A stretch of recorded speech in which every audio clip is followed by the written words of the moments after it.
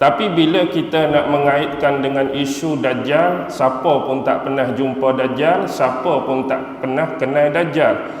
Jadi terlebih dahululah suka saya pesankan bukan sahaja di masjid ini pada malam ini dan di mana-mana masjid sekalipun. Bagi anak-anak muda, hadirin hadirat, tuan-tuan, puan-puan muslimin dan muslimat, sebelum kita mengenali Dajjal ataupun mengenali tipu daya Dajjal, yang nombor satu, yang first kali, kenalilah Rabb anda, kenalilah Tuhan anda dahulu berbanding dengan anda kenal Dajjal.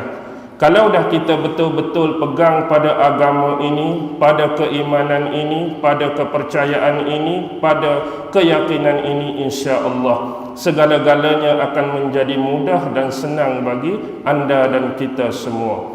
Berbalik kepada tajuk kita pada malam ini, suka saya mengingatkan apa yang disabdakan oleh Nabi Muhammad sallallahu alaihi wasallam, bahawa fitnah Dajjal ini akan menular sebanyak-banyaknya di akhir zaman.